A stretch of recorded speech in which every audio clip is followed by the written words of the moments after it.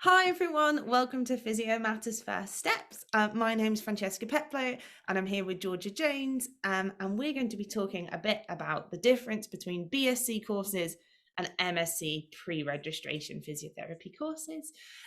Georgia just graduated from Manchester Met, having done a BSc, and I have just come to the end of my first year at St Mary's University in Twickenham of the MSc. So hopefully we'll be able to have a good discussion about the similarities and differences of these two courses that end up as a Band 5 physio. Please comment below the video and ask any questions, and we'll do our best to answer anything we haven't answered in the video. Hi, Georgia. Hello. It's really nice to have you. Thank you for joining me. Thank you for having me. I believe you're working as a brand new Band 5 now, is that right? I am. Band 5 as of today, officially. Congratulations. So, first full day. Oh, it's great. Like, we're going to have a really good chat about BSc and MSc. So do you want to tell us a little bit about your BSc and how the structure of that worked over 3 years? Yeah. So with my BSc, we did like an initial bit of anatomy at the start of first year, and then each year we did respiratory neuro, MSK, and then so we did that in first year, then second year we just built on top of it. So it wasn't like we didn't cover neuro till second year. It was kind of like you just had more complex patients in second year.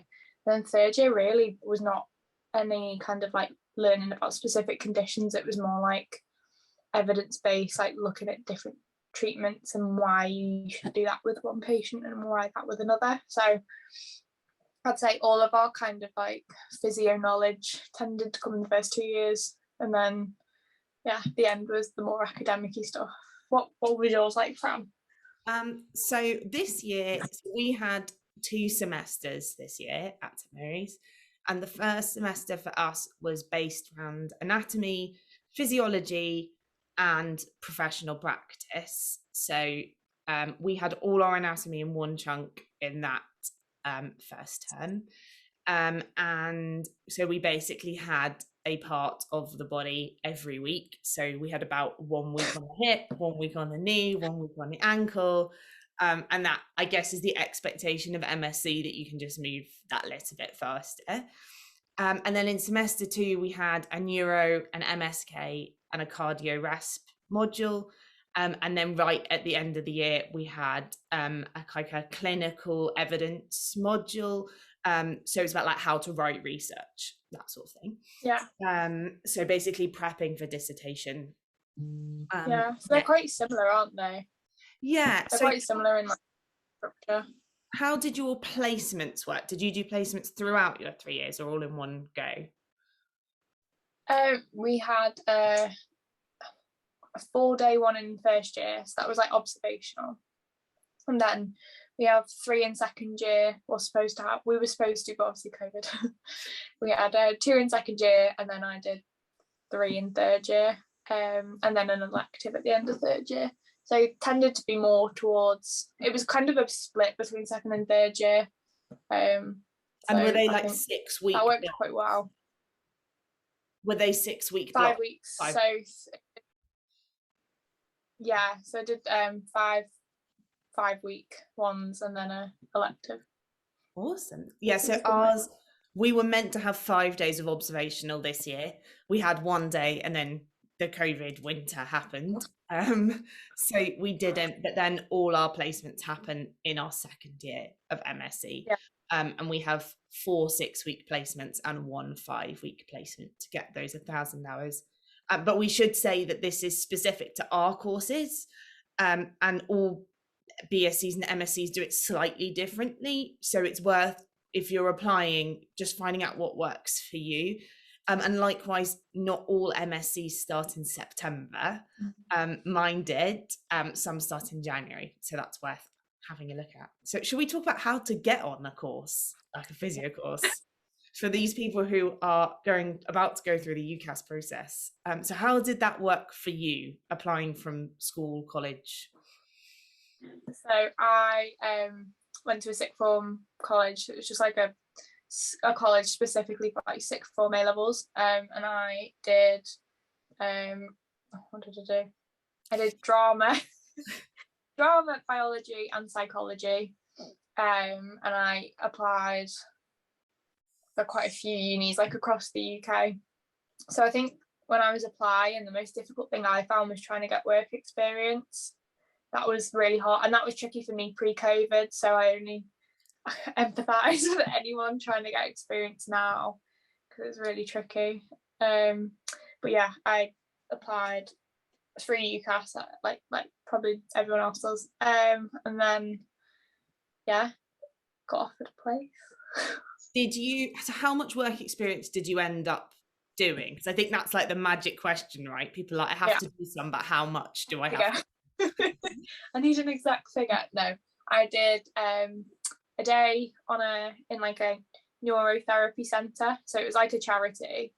So it wasn't a specific kind of, I couldn't get hospital experience because even pre-COVID they weren't kind of doing that. So I got a day in a charity where they have physios coming in. It was like an MS centre as well. So sitting like talking to all the patients, it was really nice.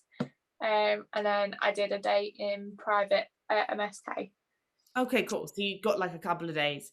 And then did you do group interviews, one-on-one interviews, no interviews? A mix. It was a mixed bag. I had 2 group and 2 like individual one-to-ones. And they were all very different. Like the individual ones were like tricky in a way, but they were good because you just had to focus on what you were doing. Whereas when I did the group ones, one of my interviews, we were making a Christmas tree out of tinfoil. Teamwork. So like you just like, oh, I don't know. But then they did have a one-to-one section after it, so you did have that chance to kind of just show your understanding. And I think that's the main thing. It's like you could have all the work experience in the world, but if you can't like explain what a physio is and why they're important and what kind of you think the role is, then it doesn't matter. Yeah, no, completely. I think like that's one of the huge similarities, right? Is understanding what physio is a huge thing. I remember going to the postgraduate open day at St Mary's, and one of the lecturers saying like the biggest no for us is when people turn up and they think it's just MSK. Yeah, it just shows that you don't have a good grip and understanding. No. So like for me, applying to MSc was similar but different, I guess, in that we don't go through UCAS. You apply directly to university. There's obviously prerequisites in terms of your previous degree, although it's kind of worth saying that these aren't necessarily set in stone. So almost all universities will ask for at least a 2-1. Now the courses are so competitive. If you don't have a 2-1, you're really going to struggle, if I'm honest. A lot of courses ask for a related subject. However, a lot of universities, so I came from a complete career change. I was a performer, an actor, and a dancer before, so mine was completely unrelated. But I think if you can show your dedication in another way, so like, I also did work experience, but I did weeks and weeks of it. I just was very lucky, and I pushed very hard at hospitals. And there were a couple of like mature student programs that I managed to get on, which gave you a week at a time. And then I did some private and then days here and there. So it was just about kind of going about it that way. But they are looking without a doubt for a strong academic background, and you're going to need it if you do. Definitely from a understanding academic work at degree level and above. Like for sure, like you're not going to get babied through that. We certainly aren't. So like if you're not a confident writer, you're not a confident referencer, you're not that confident with scientific journals, like that might be work you want to do prior to arriving. Yeah. Did you when you were applying, Fran, did you consider applying for the bachelor's, or were you always kind of in your head masters? I think for me it was always masters. So I did an anatomy and physiology qualification that's equivalent to an A level, and you can do that in kind of two ways, in that you can do it very intensively in a few weeks, or you can do it over a year. And I chose to do it intensively to try and mirror the Yeah. MSc. And actually, there was a girl on that course with me, and she was in a similar situation to me. She had done geography at undergraduate, and she decided after that she didn't want to do MSc anymore. She wanted to do BSc. It was going to be too much. Like, she thought it would be it'd be too much pressure. It'd be too intense. Yeah. But yeah, it is definitely worth considering. But there, people do apply for both, for sure. There's people on the BSc at St Mary's who applied for the MSc and didn't get in, having already done degrees before, and related degrees like sports science, sports rehab, biology, all those types of things. Yeah. And perhaps they just weren't quite ready for that kind of intensity. So you can apply for both, for sure.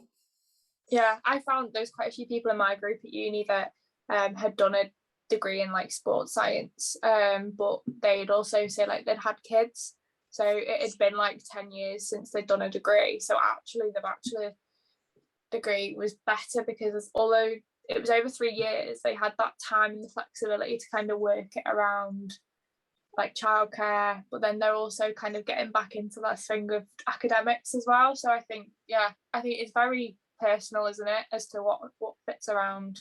Yeah, for sure. And you kind of hit the nail on the head, I think, with the time.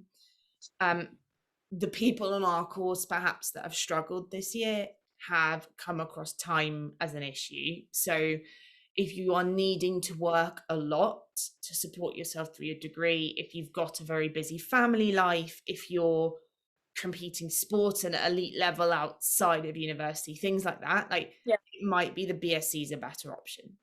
Because if I'm honest, my personal experience is that you have little time for anything else. Yeah, I mean, talking about time, do you think that the content that you kind of cover is the same amount of content that's covered in a BSc, or do you think it's maybe more of a concise delivery of the same amount of information? But I mean, it's hard because I haven't sat in a BSc lecture, right? But my gut feeling is we're probably taught a more concise content, but there is a larger expectation for you to work in your own time and like less spoon feeding, I guess. So we've had a lot from lecturers. So it's like, well, if you were BSc, we would go through this in detail. You're not, you're a master's level student. We're going to direct you to what you need to look at, but then that's up to you. So there might be like an introduction to something, or a basic overview, and then the detail. Or sometimes what we used to do is they used to go through the detail and the complicated, and then you had to go look at the background and the kind of scope of it. So I guess maybe that that's the case. Like, we were talking briefly earlier about like medication, like what medications physios need to know. It might be on an MSc, it's like, go and look at medications suitable for asthmatics in NICE guidelines. Whereas in BSc, they might go through it, I guess. Like there, that's like a presentation. I think it differs, doesn't it? And especially when you talk about anatomy, like I'd had no like history of doing anatomy. I did biology A level, but half the time we talk about plants, so it's not the same. And then so like that anatomy in the first 6 weeks was so overwhelming, so I was like, I've not done anything like this before. But then again, I suppose there might have been aspects of the course that I found a lot easier than people potentially that had been doing like previous degrees with anatomy and that had that knowledge in that area. I don't know. Yeah, I think anatomy is a really hard one, right? And I kind of had this debate with people on my course, because some of them have done sports rehab, so they've had huge amounts of anatomy previously. And then there were people like me who had really very minimal anatomy previously. I don't think it's impossible. Well, it's certainly not impossible. I did really well in my anatomy exam. I was thrilled. But you need to put the work in. If you're aware that you haven't had that before on an MSc. I mean, you have to put the work in on a BSc too, right? There's loads to learn. But I think if you know that you've only got 1 week on the knee, then you need to be really disciplined about how you use your time, and that you can't leave revising the whole body till the week before your exam. No. Right? It's not gonna happen when you've learnt it that fast. So it's kind of about creating a schedule that you can manage and you can follow. And then putting the hours. I mean, it's just hours, right? Anatomy. Yeah, exactly. It's just hours. And yeah, I think like, were your exams, were they quite mixed? Did you have like a mix of like multiple choice, like essay? We had quite a big bit. Like, we had the only multiple choices we had were anatomy. So firstly, my exam experiences during COVID, so potentially slightly different to previous years, but we didn't have, so the exam we had for the anatomy was more like an OSCE practical. So like, you know, show me a test that would test the integrity of ACL. Yeah. Like something like that. You know, show me, like, draw on your partner the path of the radial nerve, and, you know, and to do the upper limb, do an upper limb tension test, like those sorts of things. And then the other half of that module was an essay, and it happened to be on the meniscus first. It's pretty random, it could be on anything, but then it was like pathophysiology of that and NICE guidelines and all that kind of stuff. For physiology, we did have written exams. There was a teeny amount of multiple choice questions, but all the rest was, well, they were labeled short answer questions. They were essentially essays. And then there was a long answer question, which was just a longer essay. I guess the big difference for us is we have to reference exam answers. So do you have to reference exam answers? In my OSPs, I didn't. They could, I think, they could potentially, like, if you were recommending a treatment for a patient and you knew that that was what was recommended in the NICE guidelines, I suppose probably could have referenced it. It wasn't a necessity though. Obviously, like, essays and everything had to be. Do your written exams have to be? Yeah. Okay, that's the same. That's similar then. I didn't know that. So for us, like, if you produced an answer in an exam that wasn't Brown 2011 said this, Green 2012 said that, like, that's just not an acceptable MSc level answer. But no. I think maybe the practical referencing then is the difference. So everything we did should have been justified by references. Particularly if you want to reach the higher classifications. Basically, they said to us, if you do everything perfectly and you don't reference, you'll scrape 50. So that's what you're talking of. To get 70 plus, to get into that, like, first, you need to be referencing everything. But I guess that's what makes it a master's level, right? So that's worth kind of considering. How did you work? Did you work during, and how did you find that balance between, like, work and uni and work and placements? It was hard. I worked as so after one of my placements, I got offered a support worker role in the community. So I worked as a bank support worker for 6 months, like, bank shifts. So I tend to do, like, I did like 12-hour Sunday shifts whilst I was on placement. And then my car broke down, so I needed, so when you just, like, I was worried about traveling to placements, I was like, I need to work because I need to obviously get a new car. So I did that during COVID, and then it got to the point on my fourth placement where I had to stop because I was trying to balance that was so difficult. And even though I did have, like, a Saturday off, my break, I'm like, I was already worrying, like, about everything that was going to happen on placement, and it wasn't sustainable. Whereas I think potentially if it was shorter shifts, it maybe would have worked a bit better, but that was just a personal kind of finding what works for you. Like, I have a job as a student ambassador at the uni, do, like, campus tours and stuff like that, and I'm also still self-employed. I still do performing work. And that's stuff related to my previous career. Because I wasn't ready to leave that behind quite yet. Obviously that's been quiet because of COVID anyway. But yeah, the balance is tough, right? And some weeks get really hairy. It's about like you say, not biting off more than you can chew. I guess I don't know how it worked for you. So most of our lectures, we had intensive weeks once every 4 weeks, but were contained Monday to Wednesday generally.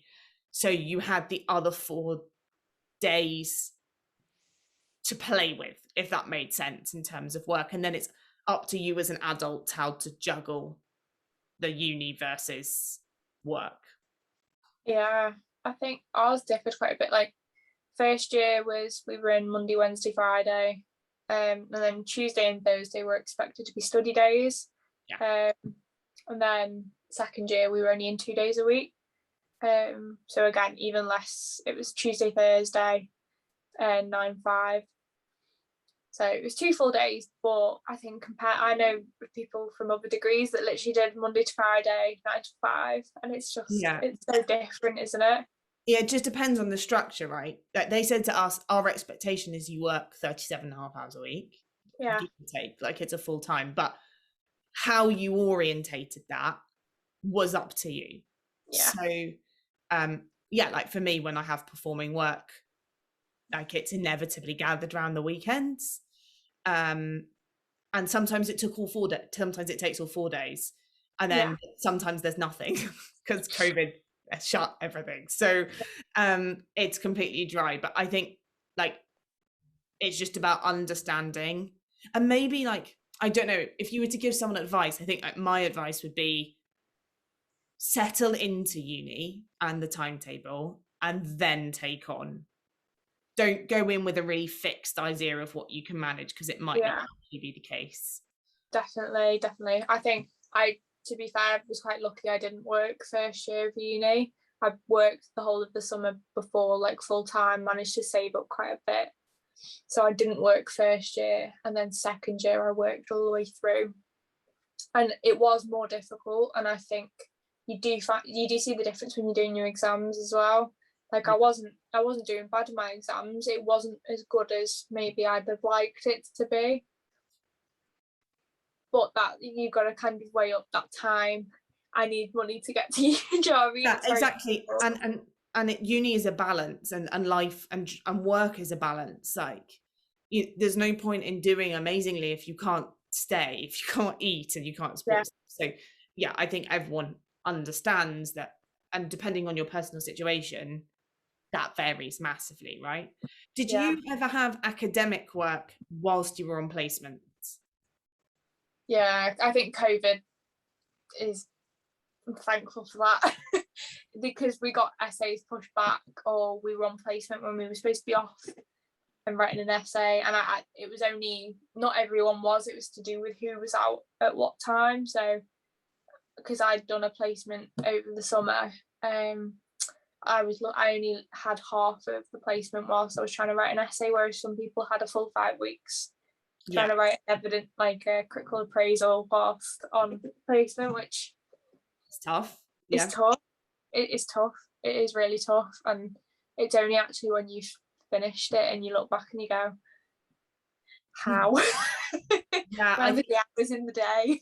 We have a dissertation this year on top of placement, but we do have distinct blocks built into the timetable to write it. My expectation is it will probably end up overlapping, but it has been structured, I think, quite well, and my kind of hope is that if you're time, like well disciplined with time management, then it shouldn't be too horrific. Did you find on any of your placements, did you ever meet MSc students on your placement, and did the educators did they ever have like a different expectation of them to you, or not, because you both were going to end up as band 5 anyway? I never did a placement at the same, like I was never with a student who was under the same educator, but I spoke to MSc students who were on placement in the same hospital at the same time. It's really interesting because I was speaking to the physios who are educators in my team the other day about this, and they said that they normally gauge it off like what number placement. So irregardless of if they're BSc year 2 or MSc year 1, actually they might be in like year 2 of their BSc, but they might have only been on one placement. Whereas you could have someone potentially, depending on what the course is and what unit, like year 2 MSc could be placement 5. Yeah, and I think it is it's very like variable between people, and I think it's having that awareness as well. I think of it as an educator, that not to make assumptions, as with everything, about what level they're going to be when they come to you, because again, I didn't really get acute experience until the end, and so I could have been on 4 placements, gone to my first acute placement, and they could have had really high expectations of me, but I've never been in that ward environment. That's really tricky. Yeah, I think you're so right, and it also massively depends on your personal experience prior to uni, doesn't it? Or during uni. Like, do you work as an HCA? Have you worked as a physio assistant before? Have you had personal experience as a patient? Did you have childhood illness or something like that that's given you a lot of awareness of how hospitals run and the roles within them? Like, all those things are very valid hours of experience, and different students will come to you in very different places just based on those things, let alone their course and where they are with that. Did you have to do 1,000 hours? Was that your magic number? Yeah, it's the same for us. Got more. yeah, 1,000 hours. And to be fair, when COVID, like, because we'd been out for 4 weeks and then COVID came, it was quite worrying because you didn't know where you were going to get these hours from, because everyone was taking off placement, and then you're thinking like, there's only so much time left for me to get these hours now. Like pretty much everyone's got them, and then I think that's the issue, was trying to get everyone out and get those hours covered, and then whilst the NHS is still kind of under quite a lot of stress. And then I suppose you've got the problem as well, where what was your like year in Masters? So when I know you were September, weren't you? But if you can imagine that people are January, like there's a constant flow, really, isn't there? Yeah, and for sure, and I'm sure we'll see the knock-on effect a little bit this year, particularly heading into winter. But I think the kind of addition of the non-clinical placements for some people maybe has helped, like bank those last few hours, or maybe get some good hours in when they weren't able to go into an acute setting, if they have a health condition, all those kinds of things, because there's loads of things that came into play this year, right, that never would have come into play before.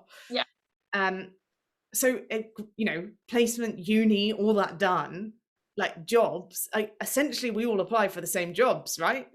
Exactly. It doesn't matter what your degree classification is, or what degree you did, whether it be Masters or BSc, because they don't look at it.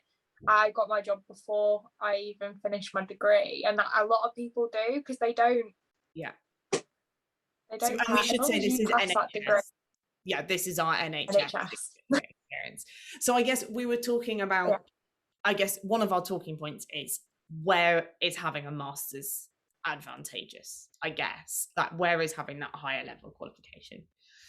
And you see a lot of elite, like the sports jobs or private practice, saying like an MSc level qualification is desirable on the job application. I'm yet to discover whether pre-reg MSc covers that, or whether they're looking for an MSc in a specific area, so like sports physiotherapy or acute care or whatever that might be, pediatrics, all of those.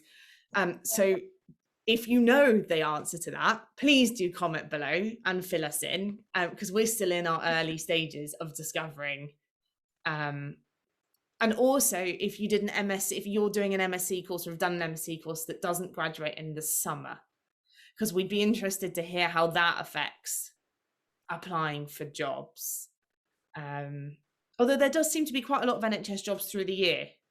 Yeah, there's a good, I think, especially like spread across the UK, there's a very good like flow of jobs. Like for me, I was kind of looking from January, and from January to now there was a steady flow of like around the trusts where I live. So in the northwest there's like a few in January, a few in March, a few in like May. It was very well spread out. It wasn't like every trust is asking at once, and then if you miss it, that's it.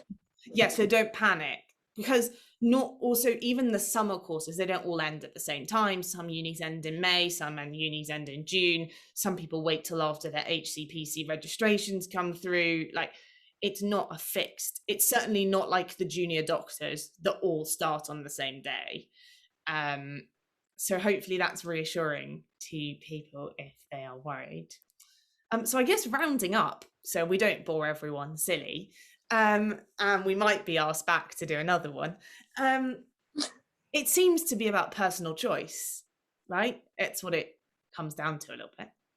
Yeah, I definitely think it is. I think the best way for you to know kind of what degree is best for you is to really look and sit there and look online at what is available, what the structure of the course is, because they give you the breakdown as well of like what coursework, what exams, like contact time, whether it's like a good mix between like lectures, practicals, tutorials, and you can get a lot from just looking at the websites of the unis. And I think going to open days when they can happen and kind of making the most of it. And I think, yeah, just looking at your own personal circumstances and making that decision. Yeah, I'd reiterate that just be really honest with yourself about your personal circumstances and what your strengths and weaknesses are, and even make a list of them. And it might be like, my strength is time, I have time on my side, or it might be that my weakness is time because I have commitments outside of academics, and then have a look at the courses and weigh those up, and your commute and all those kind of things. There are loads of ways into physio. Like, as you've just seen with us, our experiences are so different, and we'll end up in a very similar job come graduation. You know, people have careers before, people do different things. Some people do foundation courses. There's some people do apprenticeships. Like, that's a new way of, that's kind of, we don't know anybody directly who has that experience, but there is, I think Sheffield Uni have been doing that for a little while now, like a work placement kind of arrangement. So yeah, have a good hunt about, I think, and find, and yeah, I go visit. So different when you go visit and talk to the lecturers and talk to students. They tell you so much more than a university website will ever tell you. Or ask us on First Steps, and we will see if we can put you in touch with the right person. There's a whole team of us here at First Steps, not just me and Georgia, and between us we've got a really good overview of university life across the UK for physio students. So yeah, please do comment and ask us questions below. Thank you very much for watching us here on Physio Matters First Steps. Keep an eye out, we've got more content coming through the autumn, specifically talking about placements, preparing for those, executing those well, and learning points from placements. So if you're interested in that, keep an eye out for our content, and have a great week. Thanks, Georgia.